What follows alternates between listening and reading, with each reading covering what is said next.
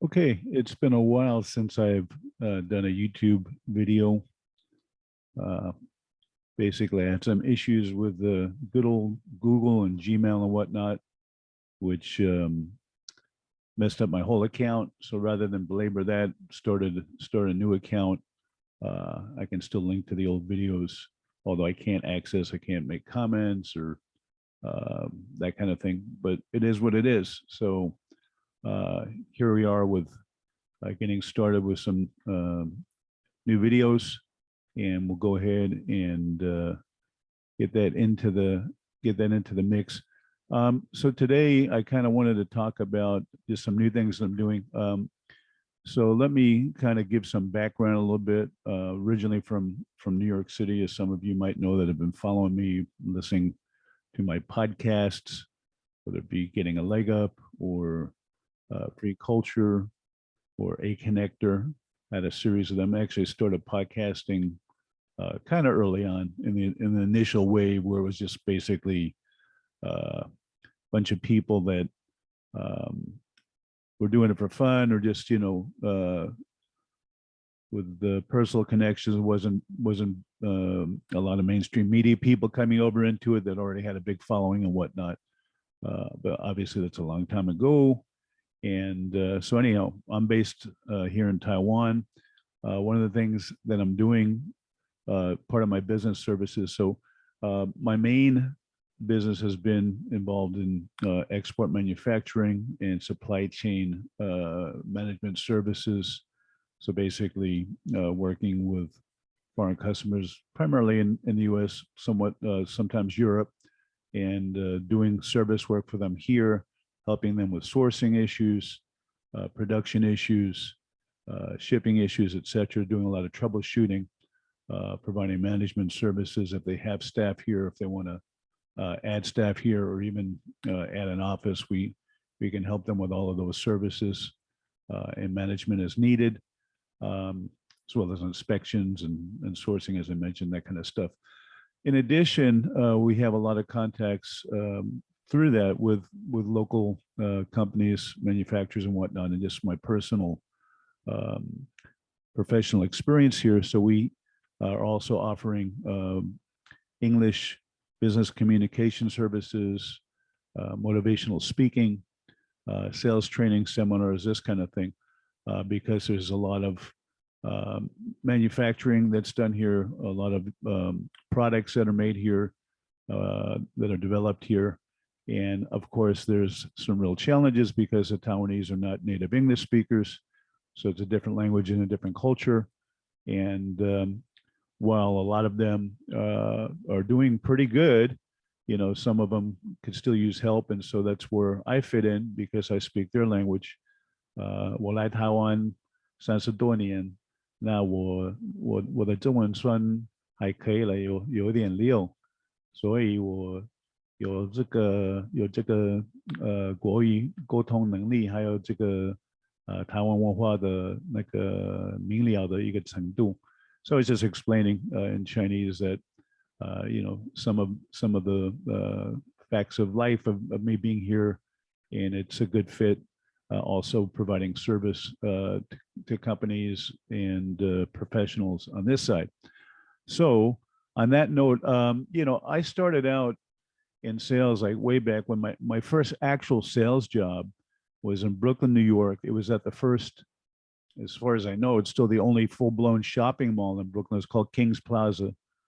For those of you that don't know, Kings County is one of the official names of Brooklyn. It's the borough of Brooklyn, or Kings County. I guess borough was the Dutch system, and then county was the English system. For those of you that don't know, New York City used to be New Amsterdam, which was a Dutch colony, and hence, names like Staten Island and the Bronx, which was a big landowning family, and Brooklyn, which was Breukelen. There's so many place names there: Flatbush, Flatbush, and Bushwijk, et cetera, et cetera. So anyhow, so that's part of the history there. So getting back to the mall, there was a big record chain in the New York City area, and I guess along the East Coast at one point called Sam Goody's, and I was a big music head, and so that was an attraction to me. I used to go in there and shop sometimes because they didn't have good prices per se unless something was on sale, but they had a great selection, great catalog, very deep catalog.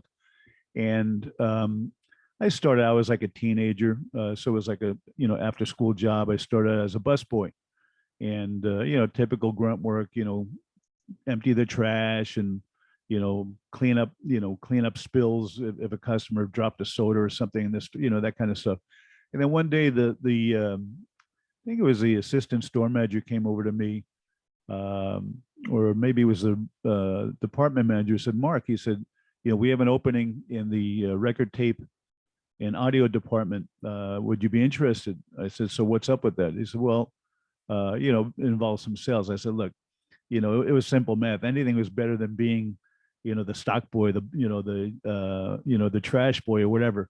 So it's like, okay. And also I found out that actually it involves sales. I said, so what's the deal with sales? I said, well, you get paid your hourly wage and then there's a lot of items that have commissions. And if you sell those items, then you get a commission on the sale. So, I mean, that was like, whoa, I was lit. I was ready to go. I couldn't wait, because what could be the big thing, right? It's like you're there. That's common sense. I don't know. Maybe as a Jewish kid from Brooklyn, I had it in the blood or had it in the environment. My grandmother had a store. So I grew up around in a retail environment. So it didn't seem like a real stretch. It just, okay, let's go for it. So, started out over there and it was a lot of fun and got some good life lessons really early on. And I mean, two of them that were kind of interesting. One from my department manager. There was one time where I got a sale and someone gave me a card and, he explained to me how you call the card in and whatnot. This is all pre-internet days. This is all pre-cell phone days. I mean, everything is very analog, everything, call on the phone and talk and, read them the number, don't even key it in, right? Anyway, so it turns out that the card was a bad card. And they said, well, Mark, do you know how to write that up? And I'm like, right, like I'm going to know. They said, no. He said, oh, would you like me to help you? And I'm like, innocent 16-year-old me is like, oh, okay, sure. So what he does is when he's putting in the report, he's got his name on the report as well as mine, which, I find out later that there's a commission from the credit card company because she caught a bad card for them. But now that his name is on it, so he gets half of it. So that was like, major life lesson number one. Be careful when people offer help.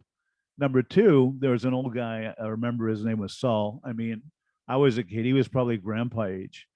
And there was another instance like that where I forget what the issue was. He said, oh, Mark, would you want me to help you with that? And I said, sure. And sure enough, he pulled the same kind of shenanigan where he, put his name down. And then I found out that he got half of my commission. And so from that point onward, I would just, I would outgrind him. I would out hustle him. And he would come like, hey, what is it with you, Mark? You're like selling with three hands. How come I don't ever get to see a customer? And I'm like saying to myself, oh, well, Graham, she shouldn't have treated me. Anyhow, that's some ancient history. But as I mentioned, I did have a real love for music. And around the same time, I had I had a real interest in jazz music, and actually at that time, this is like the mid '70s in New York City, and there's like what they call the loft jazz movement that's going on, or it's kind of a variation of free jazz. So I mean, like be influenced by people like John Coltrane and Pharoah Sanders, Archie Shepp, Ornette Coleman, um, you know, and people like that. So I was starting to get really interested in that, and this was kind of like the next wave of music inspired by people like that. So it was like people like David Murray and people like Charles Tyler, the Art Ensemble of Chicago.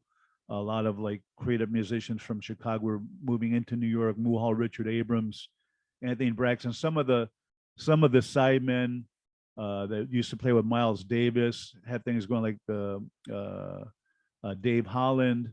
Used to play bass with Miles and Rashid Ali, play with Coltrane, and people like that. So there's all kinds of great stuff happening, and mostly the main area of activity was kind of like downtown. It was like in the Soho area, and this is before Soho was hip and trendy. It was still like a lot of old factory loft buildings that were just kind of mostly being rented out or rented to artists so they can do their work there and live there, and they got like a special rate because basically the whole area was run down. So the city was trying to do what they could with the landlords there to kind of, you know, get more traffic going and renovate it and whatnot. Anyway, so around that time, I was, in addition to doing my part-time job there, I would head into the city, and I was interested in this place called Environ, and it was a loft space on Broadway. I can remember to this day. I mean, this is ancient history, but it was like 476 Broadway, which is just Broadway right off of Grand. And Grand was a side street off of Broadway that ran through basically Little Italy over to the Bowery, pretty much. So it was basically, it ran, like I said, through Little Italy, but then nearby was Canal Street, which was like the dividing line between Little Italy and Chinatown. So I used to spend a lot of time in Chinatown. Always loved Chinese food.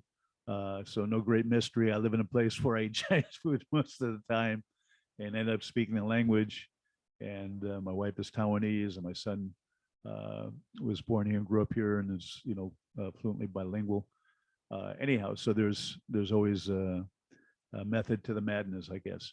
Anyway, yeah, so I was going to Environ, you know, to check out some music, and I noticed I had a sign on the wall for volunteers, and so I met the guy running the place. His name was John Fisher. He's a Belgian musician, played piano, and kind of also a little bit avant-garde and you know, jazz style, but you know, very very classically influenced, which is, you know, not surprising considering that, you know, he's from Europe. And you know, we hit it off and got kind of friendly. And I was saying, hey, you know, so what kind of help, you know, do you think you need? And he said, well, you know, maybe if you can help, you know, people come in, take their money at the door, or just, you know, help out like that and whatnot. So I did that a couple of times, and that was fun. So I basically, you know, helped out a little bit, got to hear the music for free, I guess. And I got to meet some of the musicians and people, you know, I mean, in that kind of place, a lot of the people that are performing, you know, the people that come to hear also are probably, you know, musicians also. And, you know, maybe one day they'll be up there, or that's their aspiration anyway. So it's kind of cool. And then I just realized it's something I enjoyed doing, and I was spending more and more time. So I said, hey, you know, how about, you know, I was interested in helping out booking, because there was a lot of people that I knew of, and then maybe I knew a friend of theirs or something, and I felt where I saw them at the club, and I felt like, hey, I can get involved in getting them to come and perform here, and it'd be good because it's good for the club. It's also good for me. I get to hear people that I'm interested in, and it just like win-win. So I started doing that, and it was a lot of fun. And then finally one day I said to John, I said, look, you know, I'm here, you know, putting in time, which I enjoy. It's great, but you know, I ended up quitting my part-time job at Sam Goody's, and now this is, you know, my main work thing outside of school. I'm still in high school at the time.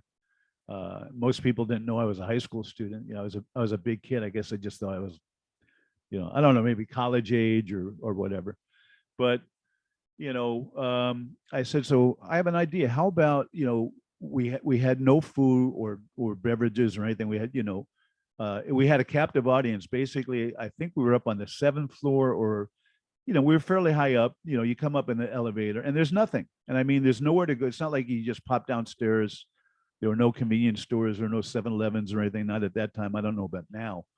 And I said, look, you know, why not we provide some refreshments? You know, at that time it was like popular for like these healthy kind of snacks. I mean, I don't know how truly healthy they were, but relatively speaking to the big brand ones, they probably maybe used honey instead of, you know, white sugar or stuff like that, and whole grain flour, that kind of thing. And you know, decent juices. And I'm getting big jug wine and bottle of jug wine. We got a coffee machine and all that stuff, and people really appreciate it. Like I said, you know, they're hanging out there, get a little thirsty, and, you know, get a little hungry, and so they have some snacks. So we did that and started making a little bit of income. I shared the profits with him on that. And then at one point, I met a guy that had a record distribution business also in the Soho area, maybe in the Village, which was, you know, kind of the neighboring neighborhood. And I find out that he's got a lot of these indie records of like people are playing at our place. And I mean, other than a store like Sam Goody, and they'd be limited. I mean, you're not going to find a lot of this stuff. It's just like it's so indie that it's obscure. I'm thinking, hey, we've got a real niche because like our fans are into that. I mean, I'm into that. I mean, so it's like what a service that would be. I say, hey, could you cut us a deal on getting us some records on consignment and like they said sure. And so that was great. So basically we were taking records and I try to cherry pick records of people that had played there and are playing there, or the type that would be playing there, this kind of thing. And the fans, the patrons that came to the to Enberon just loved it. They were like, wow, this is so great. I mean, I wouldn't know where to find this. Again, this is pre-internet. um so it's not like, I mean, it was before Napster or any of that stuff. It was before Amazon even. And so it just, it was a real service. And so it was a community kind of thing too. I mean, it was the culture, there's a community. So, it was all good. And I met a lot of, great musicians, and some of them were really good people. And some not so good, but that's typical in life. And anyway, so yeah, that's kind of like my initial introduction to sales. Well, ultimately, a few years later, I ended up moving out of New York to go to school, which was in Arizona. And you know, after going to school for, I ended up studying Chinese at the University of Arizona. I majored in Oriental Studies. But a little bit, later on, I needed to find some work, and I ended up gravitating to sales because I guess I always liked it. But this would be now not a retail sales kind of thing, but this would be more like what we call direct sales, or even which involve cold calling. Um, at one point, I had a job with a pest control company, which in Arizona is a big thing between the termites and just so much vegetation and whatnot, and even things like snakes and tarantulas, which freak out housewives and house husbands too, I guess. So a lot of things like that. So it's a pretty good business out there, and I was doing more commercial sales. So I go out calling on businesses, restaurants, hotels, and set up programs for them, regular maintenance service and stuff like that. I was doing pretty good. I was a young guy, and I was making pretty good money on commission and whatnot. And for motivation, I started doing some reading because I was interested in sales. I want to learn a little bit more. So I'm going to go ahead and get over to this. Let's see if I get the right one here. So let me no, we don't want to see the Zoom. What do we want to see? Here we go. This is some quotes from Zig Ziglar. Now, Zig Ziglar is like an extremely famous guy in sales and whatnot. And I mean, and here's some of his saying. And I mean, there's just so much brilliance. Let's look at this one, like right here. So it's like your attitude, not your aptitude, will determine your altitude. Now, I realize that's a lot of A's and alliteration and a little bit gimmicky, but it's brilliant. The way your mind is, the focus of your mind, not what you've learned in school and not how good your grades are going to determine how high you go. So basically, people respond a lot to you, the kind of person you are. And, if you have a good attitudes are much more attractive to people than bad attitudes. All right. So get another one here.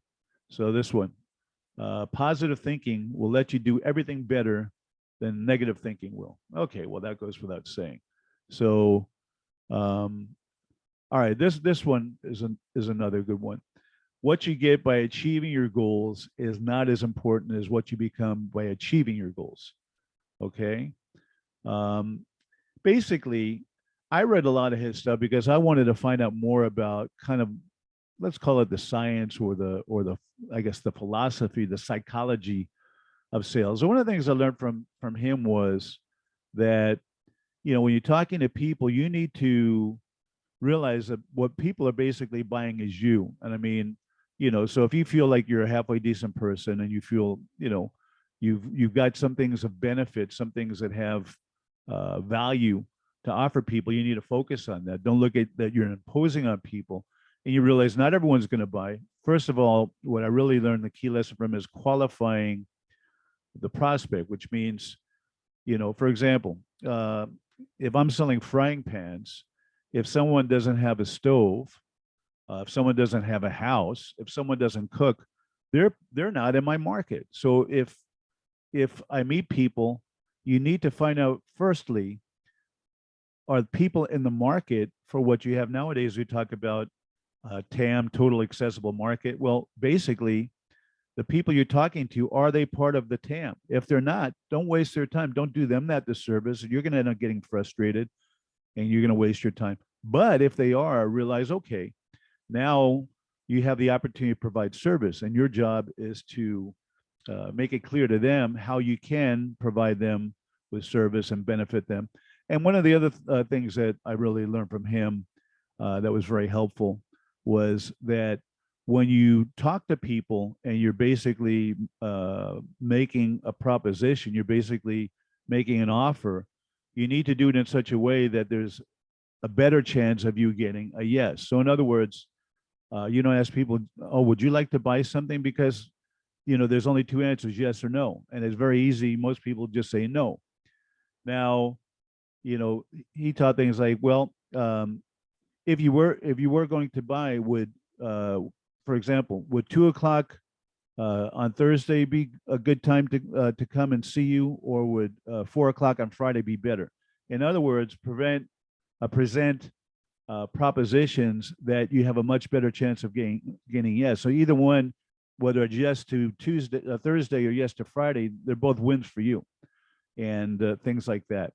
So that was very helpful, and it kind of started, it really started educating me, because I met so many bad salespeople and so many people that hated sales. And I think the reason why so many people hate sales is, they don't understand the principles. They don't understand qualifying the prospect. They don't understand if in fact they have a beneficial service or product that they can, provide to the person. If you don't, go find another one, or go do something else.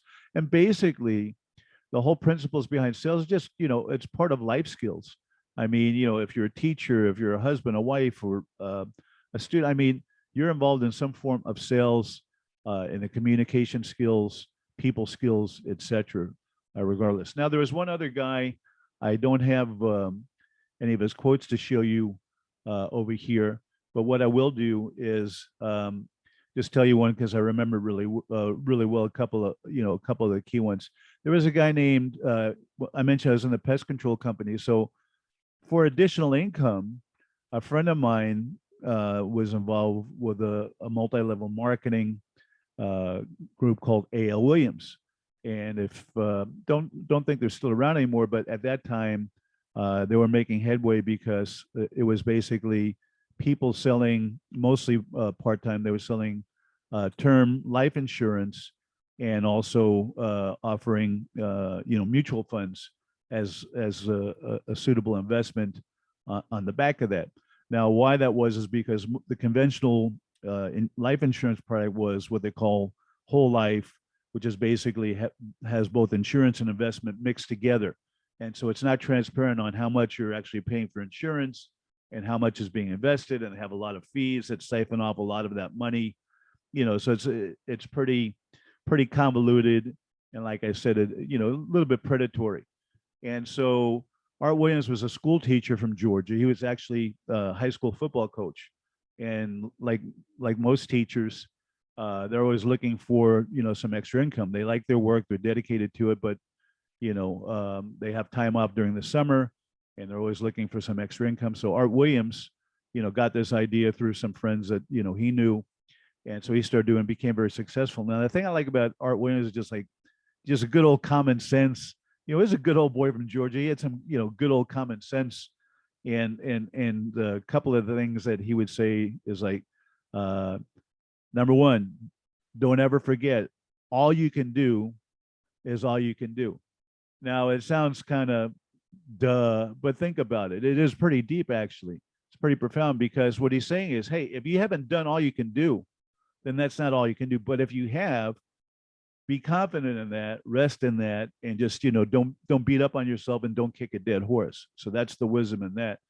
then the other thing that I really like that he said is, you know, don't ever forget that a big shot is just a little shot that kept on shooting. Because, a lot of times when we see big shots or we see stars, we see famous people, we think they were like, it's almost like they were born like that. They've always been there. I mean, now the minority of them maybe have, but the majority of them, no, they really had to grind, they had to work hard, they had to take advantage of, opportunities and keep on hustling and keep on trying. So don't give up. That's the key message there. Don't accept defeat. Just recognize it's part of the process and you're going to learn from it and you'll grow from it. So basically, with those things in my background and that I found helpful, I feel here in Taiwan, with a lot of context that I have in manufacturing, in product design, Taiwan, is real strong in a lot of areas, a lot of high tech. So there's a lot of good people here, a lot of very bright, hardworking people. But there's a lot of daunting challenges, just with the language difference, because Chinese and English have absolutely nothing in common. I mean, the grammars are completely different. Chinese grammar is very simple. English is kind of complicated. Chinese is a tonal language, and because the cultures are different, so there's, they have different ways of expressing themselves. Similar ideas a lot of times aren't expressed quite the same, and vice versa. So there's a lot of like, when I first came here, and I was, improving in my language skills. Sometimes I realized people weren't really understanding me, not because I was like mispronouncing, I didn't get the tones. Well, maybe, I wasn't getting the tones quite right. But I think even a bigger reason was that I was expressing myself like an American, like a foreigner. So I was using their language, but not using it in the way that they use it, and vice versa. So that's one of the big challenges that they have when they speak English or write English, that, there's like there's a lot of cultural nuance that they are not savvy to because of not having been immersed in it. I mean, we take, culture for granted. All people do. And a lot of times I'll explain to my friends here, I said, culture, culture is like air. If I said to you, hey, so what do you think about this air? I mean, is it breathing? Is it good for your breathing? Most people will be like, what? Do you think about breathing? No, it's automatic. I mean, and if you don't do it, you die. So, but nobody thinks about, oh yeah, let's see. Oh yeah, this air. Yeah, it's not bad. I mean, I think I'm getting 70% oxygen on each breath, or maybe 85, or nobody does that. And in the same way, your culture, because you just grew up immersed in it, you just take it for granted usually. And it's not until someone from outside that culture that asks you a specific question, probably, that you'll then start to first think about, oh yeah, in our culture, in this culture, blah blah blah, we do this and for this reason and that kind of thing. So what I'm basically getting involved in is doing some training, motivational training, sales training.